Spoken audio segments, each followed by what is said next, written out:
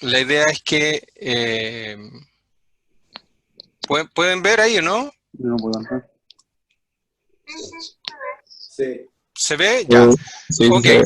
Entonces ¿Un les PowerPoint? hago una síntesis de un ¿Mm? minuto, solamente lo que habíamos visto antes. Vimos básicamente qué era econometría, por qué era importante estudiar lo que vamos a estudiar, ¿cierto? Porque era importante la evidencia empírica de un punto para la economía, para proveer evidencia acerca de los fenómenos sociales, sobre los fenómenos en Esa que general, no, no puedo. ¿cierto? Desde el punto de vista como científico era importante tener evidencia para contrastar las teorías, ¿ya? Desde un punto de vista práctico, teníamos toda la motivación de ciencia de los datos, que hoy día es un componente fundamental en muchos negocios que existen en la actualidad, ¿cierto? Y el valor que tienen los datos y poder explotar esos datos con la finalidad habitualmente de predecir el comportamiento de los clientes, o de alguna manera ofrecerles a los clientes tal vez lo que ellos desean antes de que lo manifiesten tan explícitamente. ¿Okay? Y por otra parte habíamos terminado de ver algo respecto de correlación y causalidad, ¿cierto? Cómo se diferenciaban estos dos conceptos y cómo en algunos casos era importante distinguirlo. Y finalmente hablamos sobre los tipos de datos que existen la clase pasada, ¿cierto? Habían tipos de clase que eran tipos de corte transversal, ¿cierto? Series de tiempo y datos de panel. Entonces hoy día la idea es que vamos a empezar a ver de alguna manera conceptualmente cómo abordamos la relación que existe entre los datos, ¿ya? Entonces los conceptos clave que hay que revisar es, la primera noción que vamos a tener es de tratar de explicar fenómenos. ¿Qué es un fenómeno? Básicamente es algo que ocurre y que nosotros podemos tener una medición sobre eso, ¿ya? A eso le llamamos variable dependiente o variable explicada, y en general la convención de muchos libros de texto y que también vamos a seguir en este curso es que la denominamos con la letra Y, ¿ya?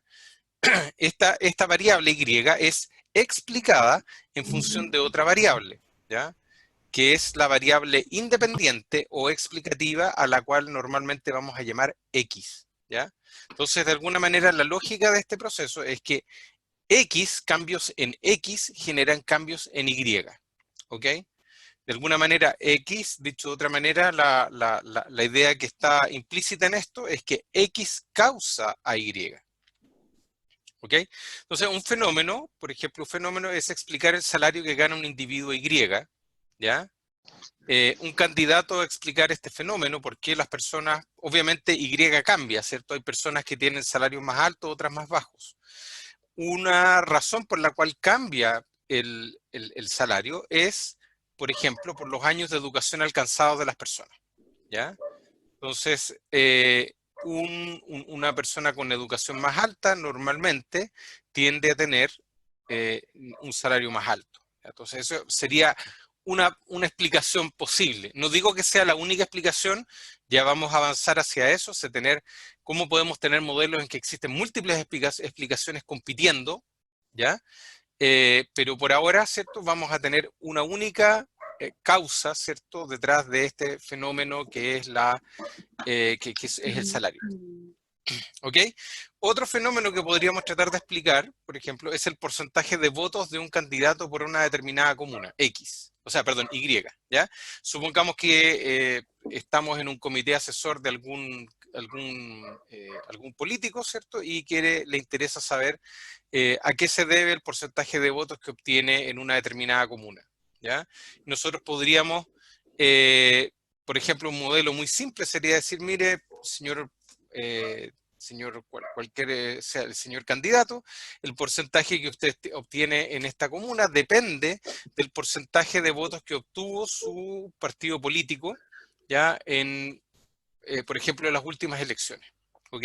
Entonces nosotros de alguna manera explicaríamos la votación de un determinado político en función de la votación que obtuvo el partido político, a lo mejor era él el candidato, a lo mejor no, el partido político el partido político de este candidato, ¿cierto? En la votación anterior. Ya, pensemos tal vez una, una votación municipal, ¿cierto? Que es alcalde, bueno, supongamos que depende de la votación que obtuvo hace 4 años atrás cuando fue la última elección municipal. ¿Ya? Entonces, eso nos permite de alguna manera explicar el fenómeno. También es cierto que nos permite, hasta cierto punto, si ustedes lo piensan, predecir el fenómeno. Es decir, si nosotros después tenemos una comuna, por ejemplo, y vemos que un partido político obtiene una votación de 30% en una determinada comuna, ¿ya? Eso nos dice algo respecto de la votación que podría obtener un candidato de ese partido político 4 años después. ¿Ya? O sea, si un partido político le va muy bien en una determinada comuna, uno podría pensar que 4 años después también le va a ir más o menos bien. ¿Ya? Obviamente no es ninguna seguridad, no estoy diciendo que sea una certeza, estoy diciendo que es una tendencia. ¿Ya? ¿Ok? Lo mismo el tema de la educación, es decir, si tenemos una persona que, por ejemplo, ni siquiera tiene enseñanza, por ejemplo, solo tiene enseñanza básica y consideramos una persona que tiene educación universitaria completa, naturalmente que en general esperaríamos, ¿cierto? Creeríamos que la persona que tiene educación universitaria completa va a tener un salario más alto, ¿ya? ¿Podría darse al revés? Sí, podría darse. Seguramente hay ejemplos en la realidad en que eso no se cumple, ¿ya? Pero no es lo más habitual. ¿Ok? Entonces, tener tener la información de la educación o tener la información de la votación pasada nos ayuda a predecir y también nos ayuda a explicar el fenómeno. ¿Ok? Entonces, lo que sí debemos tener en cuenta es lo siguiente, ¿cierto? Que la explicación no es determinística, lo que les estaba mencionando, ¿cierto? Es decir, no existe una función matemática exacta, y, tal que, o sea, que es una función de h de x. Oye, si tienen alguna duda, por favor, interrumpen, hablan, que es la manera más práctica, ¿cierto? Porque el chat de repente me implica estarme, digamos, un poco distrayendo con esto. A ver, lo voy a tratar de poner acá para mirarlo, pero no es tan directo, ¿ya? Entonces, por ejemplo, lo que les decía, ¿cierto? No todas las personas de un determinado nivel educacional ganan lo mismo, ¿cierto? Hay factores que influyen, por ejemplo, puede influir, no sé, la experiencia laboral de alguien, puede influir, sabemos, ¿cierto? Tenemos una noción de cosas que hemos escuchado, si es hombre o es mujer en el mercado laboral, ¿cierto? Existe una brecha entre hombres y mujeres que muchas veces se asocia a discriminación en el mercado laboral, ¿ya? También, por ejemplo, en países en que se ha estudiado mucho, especialmente en Estados Unidos, por ejemplo, también hay una suerte de discriminación laboral, salarial, contra personas de raza negra, ¿cierto? O sea, blancos versus personas de raza negra y latinos también, ¿ya? Y por lo tanto, que son factores que no necesariamente están asociados con el tema de educación. O además de la educación, es decir, supongamos que ponemos una persona una persona de raza negra y raza blanca, ambos con exactamente el mismo nivel educacional terminado, y comparamos sus salarios, normalmente la persona de raza blanca tiene salarios más altos, ¿ya? Entonces, incluso uno puede decir simplemente que hay factores que son suerte. O sea, ¿por qué de pronto una persona tiene un salario más alto que otra persona? Pueden incidir muchos factores, pero hay factores que incluso no vamos a poder, en los cuales no vamos a poder de alguna manera entenderlos, ¿ya? O vamos a poder modelarlos quizá o asociarlos a algún elemento que podamos observar en la realidad. Y eso le vamos a llamar, coloquialmente le llamamos suerte, ¿ya? En general le vamos a llamar simplemente un componente estocástico, ¿ya?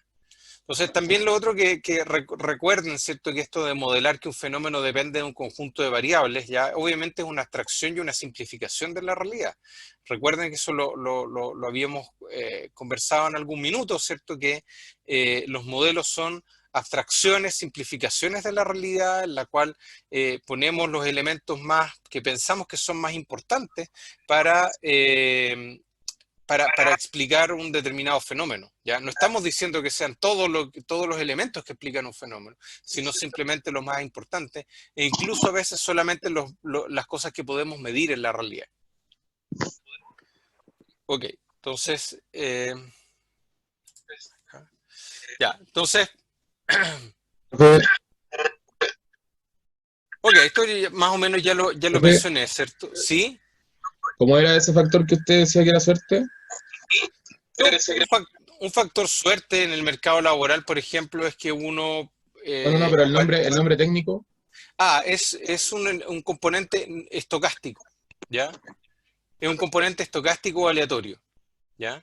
Eso, aquí justamente voy a hablar un poco más de eso, ¿cierto? Entonces, siempre que hay otros elementos que no son observados, ¿cierto? Hay algo que está más allá de lo que nosotros podemos medir o lo que podemos entender, ¿ya? Estos elementos no observados, por ejemplo, en este marco que estamos desarrollando, los vamos a resumir todos en un error aleatorio. Es decir, todos aquellos elementos que no conforman parte de X, ¿ya? Los vamos a resumir en un factor que se llama U, y ese factor es algo que antes de alguna manera de mirar los datos y qué sé yo, planteamos que es algo que no podemos medir o no podemos entender de la realidad, ¿ya? Y ese componente vamos a decir que es estocástico o aleatorio, ¿ya? Si eso es verdad, vamos a ver que nuestros modelos van a funcionar razonablemente bien. Si eso no es cierto, es decir, si hay algo determinístico, si hay algo predecible de alguna manera dentro de ese componente U, entonces idealmente tendríamos que corregir nuestro modelo. Ya vamos a ver esto con más detalle más adelante, ¿ya? Ahora, quiero que entendamos también el concepto de estocástico o aleatorio. ¿Es un concepto que es claro para ustedes? Pienso que ustedes ya tienen un curso de probabilidad y un curso de inferencia estadística probablemente en el cuerpo, entonces me imagino que esto es algo que ustedes conceptualmente lo entienden, ¿no? ¿Podría explicarlo igual? A ver, o sea, el componente aleatorio, o sea, lo más fácil, ¿cierto? Es que ocurre algo que nosotros no podemos predecir, ¿cierto? Hay elementos de la realidad, quizás los elementos más claros, ¿cierto? Son los juegos de azar, ¿ya? O sea, simplemente yo lanzo un dado y no sé cuál va a ser el resultado de ese dado.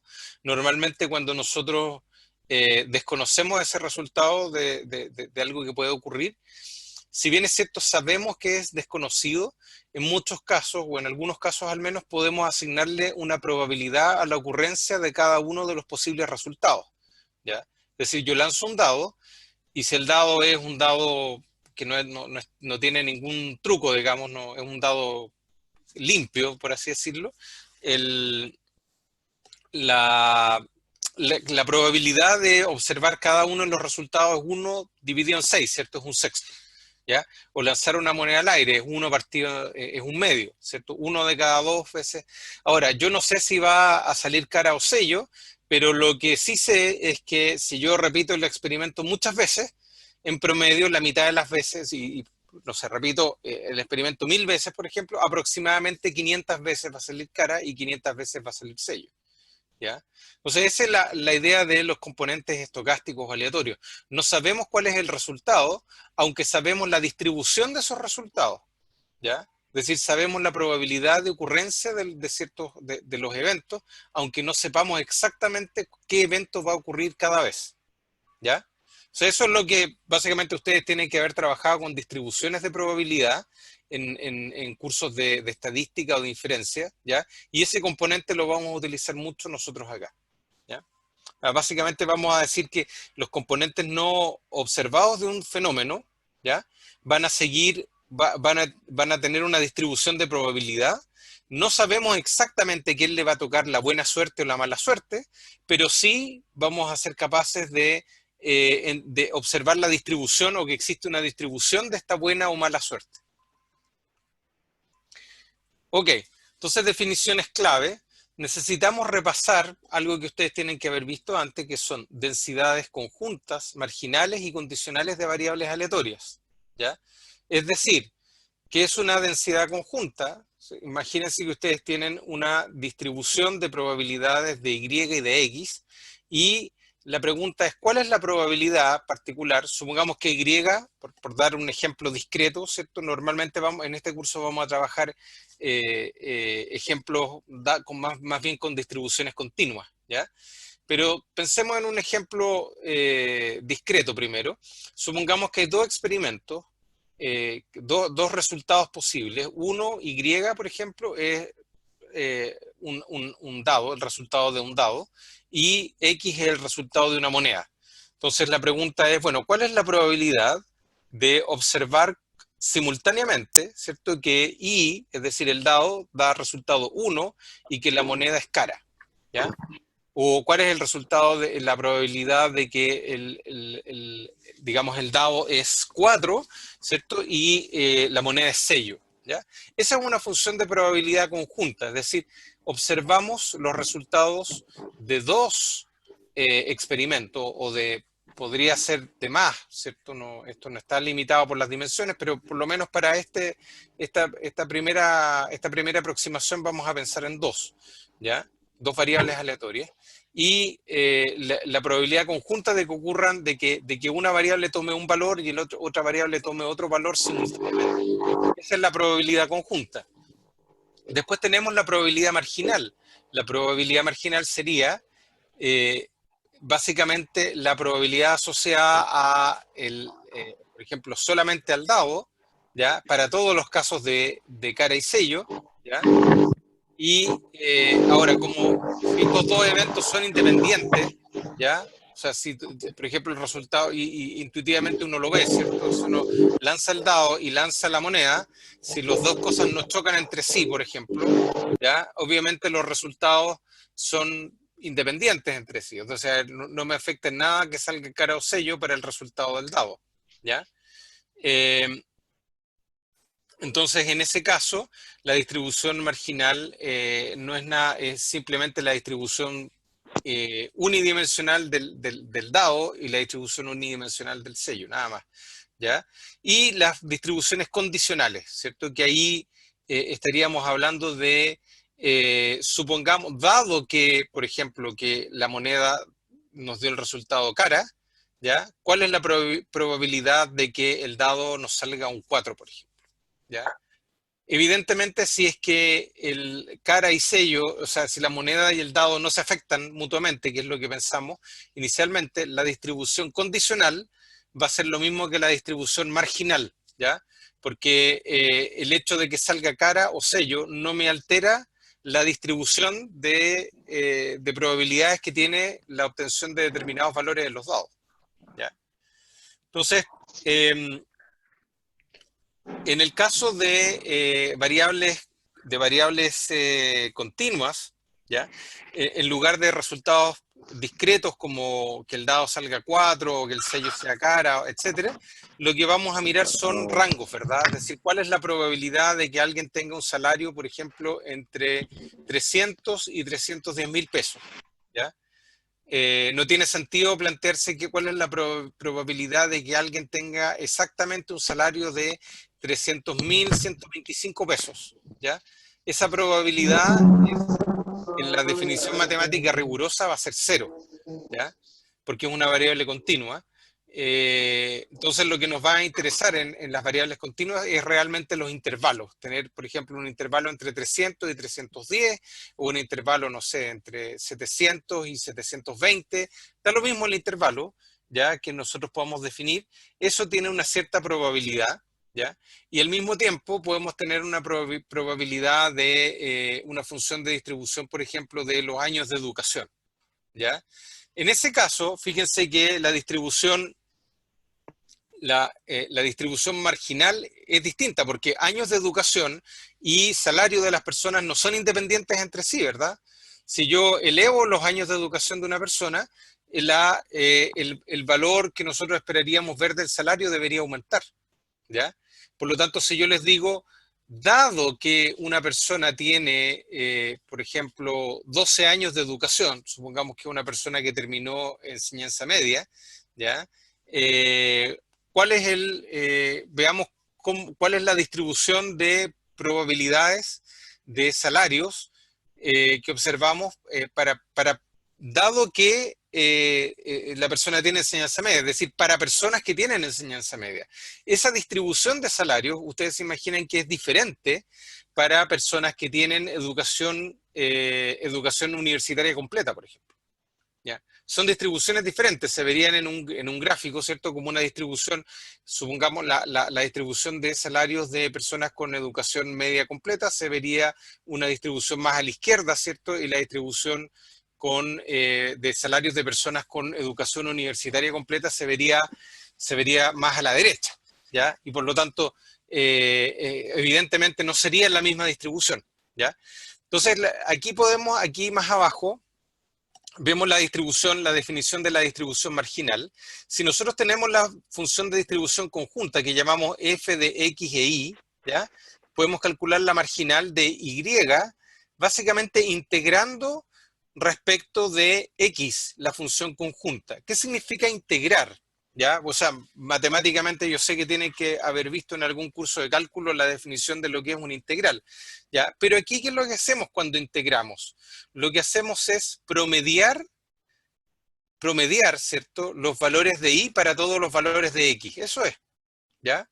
Promediar los valores de y para todos los valores de x, ¿ya? Entonces, ese es el resultado de lo que obtenemos, ¿ya? Y si queremos calcular la distribución marginal de x, que está acá, lo que tenemos que hacer es promediar los valores de y para todos los valores de x. Es decir, consideramos un determinado valor de x y para todos los valores de y vamos a promediar, ¿cierto? Y ese va a ser la marginal de x, ¿ya? Para un valor x específico, ¿ya? Y eso lo hacemos para cada uno de los puntos. Matemáticamente eso es lo que representa la integral, ¿ya? Entonces, ¿cómo se calcula la densidad condicional? La densidad condicional es una función que determina las probabilidades de observar y dado un valor x que es fijo, ¿ya? Un valor x que es fijo. Es decir, nosotros fijamos un determinado nivel educacional y dado que tenemos ese nivel educacional, observamos una distribución para el salario, por ejemplo, ¿ya? Y lo vamos a denotar de esta manera, f de y dado x, esto es como un subíndice, ¿cierto?, de y dado x, es simplemente la distribución conjunta dividido por la distribución marginal, ¿ya?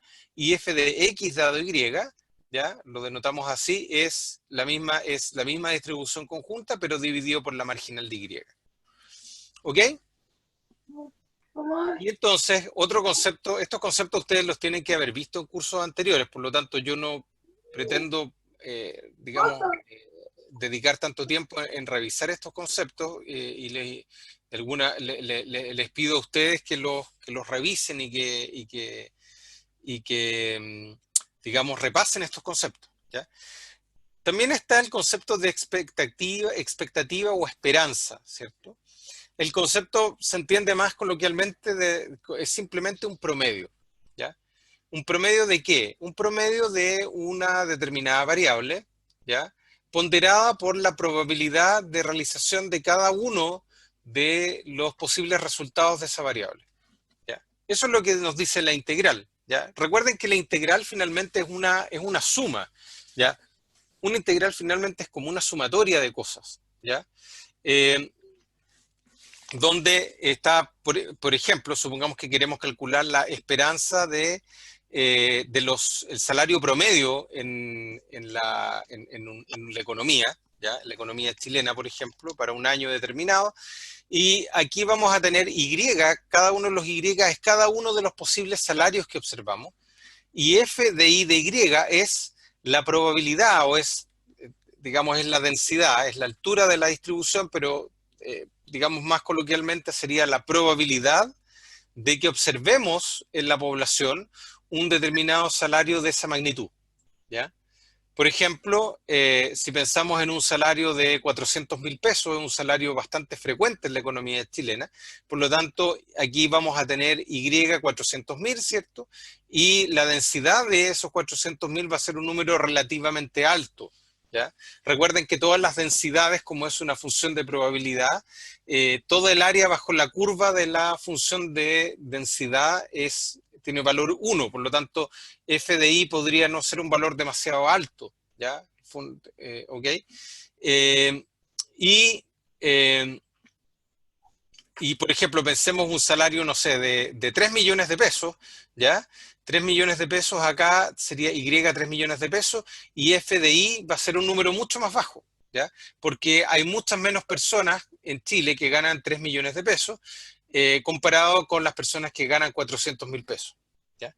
Entonces, si ustedes se fijan, lo que vamos a hacer es una especie de suma ponderada, ¿ya? Es una suma ponderada de las distintas, de los distintos valores de salarios que podemos observar, y la ponderación va a estar asociada ¿a qué? A la probabilidad de que encontremos en la población personas que tengan ese salario, o si ustedes quieren, a la frecuencia con la cual nosotros encontramos en la población personas que tienen ese salario. ¿Había una pregunta? ¿No? ¿No? No sean tímidos o tímidas, por favor. Profe, ¿podría explicar de nuevo como la última parte de como el ejemplo de la esperanza? Sí, mira, pensemos la distribución de salarios en Chile, ¿ya? Hoy día en Chile más o menos la distribución, por dar un número referencial, el salario promedio en Chile debe estar cercano a 400.000 pesos, ¿ya? Cercano a ese valor. Entonces, el promedio, E de Y, va a ser igual a 400.000 pesos, ¿ya? ¿Cómo se calcula ese salario? Ese salario es básicamente, supongamos que ustedes tienen los distintos posibles valores de salario, es decir, desde, bueno, hay personas que ganan menos que el salario mínimo, por ejemplo, porque por distintas razones son trabajadores de media jornada, etcétera. Entonces tal vez empiece Y, no sé, en algo así como 100.000 pesos, 150.000 pesos, ¿ya? Y nos vamos moviendo a valores que, no sé, los salarios más altos en Chile que deben estar en la encuesta de suplementaria de ingresos deben estar en torno a, no sé, 5 o 6 millones de pesos. ¿Okay? Entonces nos vamos moviendo dentro de todo ese rango, entre 150.000 a 5 millones de pesos, por decir algo. ¿Ya? Nos vamos moviendo en todo ese rango. Y la pregunta es, bueno, ¿cómo les damos ponderación a cada uno de esos posibles valores? Bueno, tiene que ser ponderado por la frecuencia con la cual esos valores ocurren en la población. ¿Ya? Eso es lo que nos dice f de i.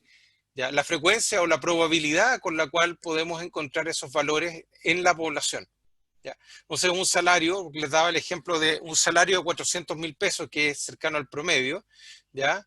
Es un salario bastante frecuente, por lo tanto, el FI de 400.000 pesos es un número bastante alto comparado con el FI el FY por ejemplo, de 3 millones de pesos.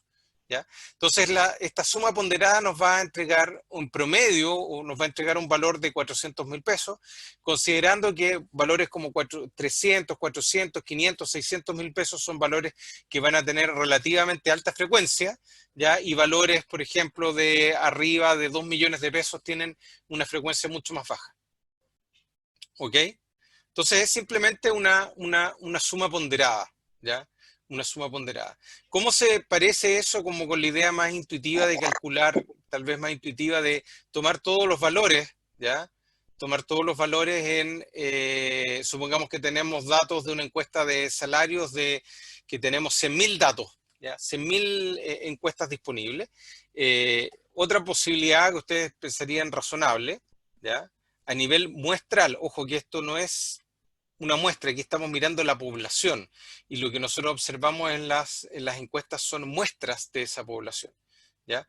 Pero aún así uno intuitivamente calcularía el promedio, ¿cierto? Simplemente calcularía el promedio simple de los salarios que aparecen en la encuesta, ¿ya? Bueno, implícitamente lo que estamos haciendo con eso, ¿ya? Es que recuerden que la idea de esto es que estamos mirando una distribución que es continua, ¿ya? Por lo tanto, dentro de la muestra vamos a encontrar muchas personas que tienen salarios en torno a 400.000 pesos y pocas personas que van a tener salarios arriba de 3 millones de pesos, por decir algo.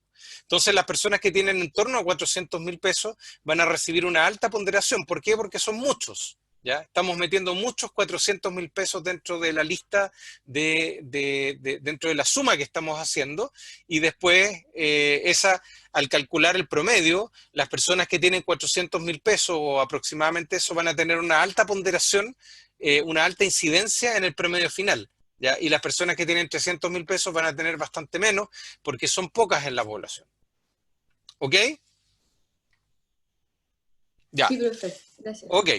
Listo, entonces avanzamos un poquito más. Entonces, aquí hay un concepto que es clave de alguna manera hemos como ido avanzando en definir o en recordar ciertas piezas fundamentales para llegar a este concepto que es realmente clave, ¿ya? Podemos predecir el valor de Y una vez que conocemos un cierto valor de X que llamamos X minúscula, ¿ya? Y esta predicción que vamos a hacer es lo que llamamos esperanza condicional de Y, dado que X mayúscula, que es la variable aleatoria, es igual a X minúscula, que es una realización específica de la variable aleatoria, ¿ya? Entonces esto es clave porque lo que vamos a tener en este caso, supongamos que X son años de educación, y obviamente las personas pueden tener en la población, de personas que existen en Chile, por ejemplo, las personas pueden tener muchos niveles educacionales, desde cero, ¿cierto? Hay personas que nunca han ido, ni siquiera ni siquiera fueron a la educación básica, ¿cierto? Personas que completaron la educación básica, personas con educación media, etcétera, ¿cierto? Universitaria, posgrados, etcétera, ¿cierto? Tenemos un espectro amplio de niveles de X posible. Entonces la pregunta es si nosotros nos concentramos en una parte particular de la distribución de salarios, en la cual seleccionamos solamente a personas que tengan un X, años de escolaridad, igual a, por ejemplo, 17, donde 17 significa, por ejemplo, educación universitaria completa, ¿ya? O sea, dado que X es igual a 17, ¿ya? Dado que los años de educación son iguales a 17, ¿cuál sería el salario esperado? ¿Cuál sería el salario promedio para personas que tienen 17 años de escolaridad? Esa es la pregunta que nos vamos a hacer. Y de alguna manera, ¿cierto? El hecho de tener 17 años de escolaridad nos va a ayudar a predecir con mayor certeza cuál es el salario que podría tener una persona. ¿Ok? ¿Cómo escribimos esto matemáticamente? La expectativa de Y, obviamente es de expectativa o de esperanza, ¿cierto? Aquí tenemos la variable aleatoria Y, condicional, esta barra vertical hacia abajo, ¿cierto? Significa condicional en X, ¿ya? Esto, ¿cómo lo vamos a calcular? Matemáticamente lo que hacemos es esta suma ponderada, ¿cierto? Pero en vez de ponderar por f de Y solamente, vamos a ponderar por f de Y condicional en X, ¿ya? F de Y condicional en X. Es decir, ya sabemos o nos restringimos de alguna manera a una parte de la población de Y para la cual X tiene un determinado valor, ¿ya? Repito, una parte de la población de Y para la cual X tiene un determinado valor, ¿ya? Recuerden que la definición de distribución condicional es la distribución conjunta entre X e Y dividido por la distribución marginal de X, ¿ya?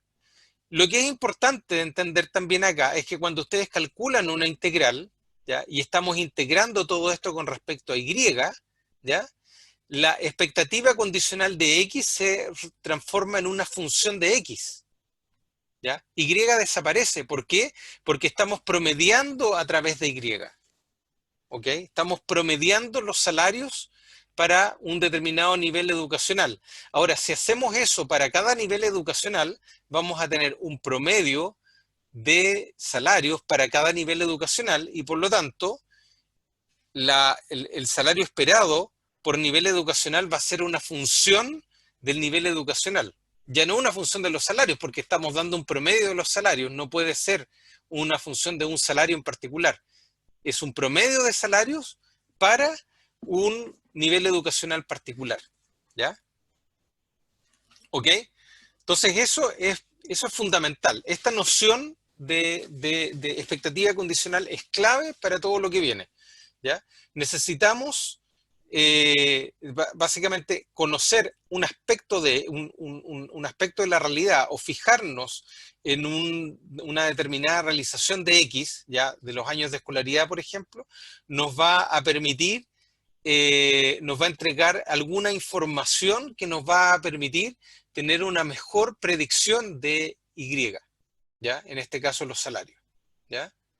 O en el ejemplo que dábamos al principio, ¿cierto?, de la votación municipal, saber que a un determinado partido político, ¿cierto?, obtuvo una votación de 50% en una comuna en el periodo anterior, esperaríamos en principio que en la votación actual ese porcentaje de votación no sea quizá tan distinto de ese 50%, ¿ya?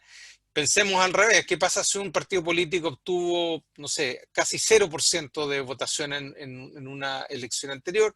Pensaríamos que saber eso nos va a indicar algo respecto de cuál es el valor esperado de la votación para ese partido político en una elección futura, ¿ya? No sé si les queda claro este concepto. ¿Hay dudas, preguntas sobre esto?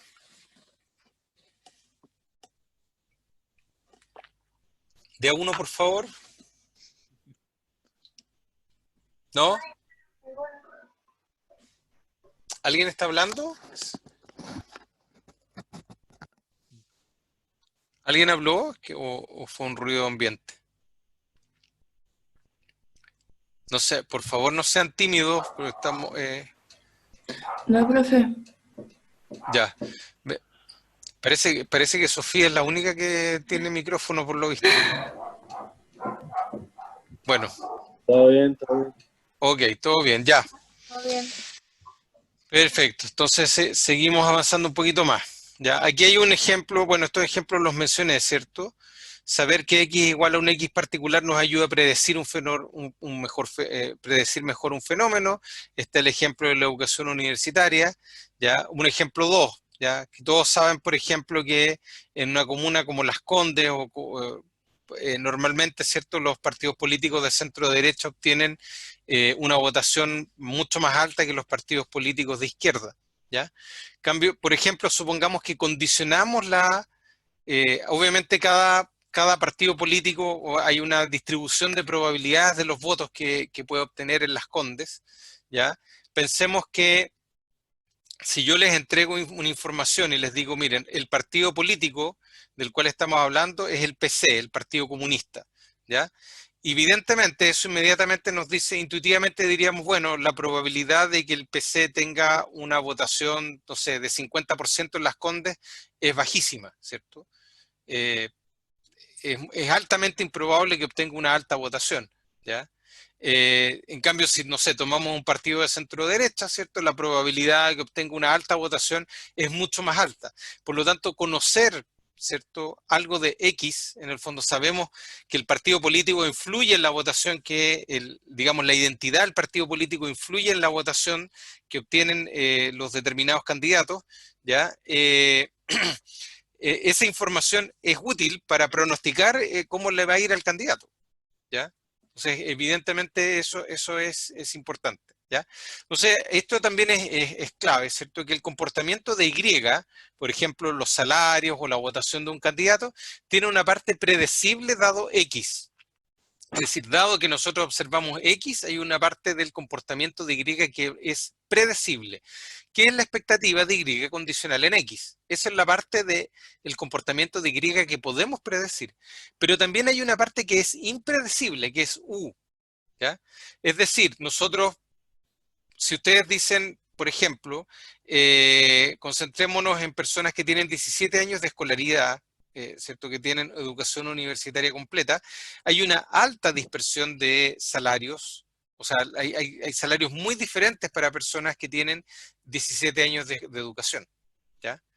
Eso en nuestro modelo, en que solamente tenemos los años de educación como variable para explicar los salarios, nos diría, hay componentes hay una parte importante de los salarios que no podemos explicar, ¿ya? Y esa parte tiene que ver con U, que es un componente no predecible o estocástico, si ustedes quieren, o aleatorio, ¿ya? Puede recibir cualquiera de estos nombres, ¿ya? No predecible, estocástico o aleatorio, ¿ya? Lo mismo con el tema de las votaciones, ¿cierto? Saber que el partido político de cada uno de los candidatos nos va a permitir pronosticar el resultado de una elección con mayor certeza. Sabemos que un candidato, no sé, del Partido Comunista en Las Condes, probablemente lo más probable es que le vaya mal. Pero podría ser, ¿cierto?, que a lo mejor es un candidato que tiene características especiales, ¿cierto?, que por algún motivo es muy conocido o muy popular, por alguna razón, y a lo mejor tiene una votación mucho más allá de lo que uno habría esperado para un candidato cualquiera de ese partido, ¿ya? Y en ese caso hay un componente que es impredecible, tal vez, no sé, el candidato, en U, por ejemplo, está el carisma del candidato, o tiene un discurso atractivo, o si, no sé, tal vez tiene alguna habilidad distintiva que hace que sobresalga de otros candidatos, etc. Todo eso está incorporado en U. En la parte que es puramente predecible, ¿cierto? Solamente va a estar incorporado el tema del partido político al cual pertenece, nada más. ¿Ok? Ok,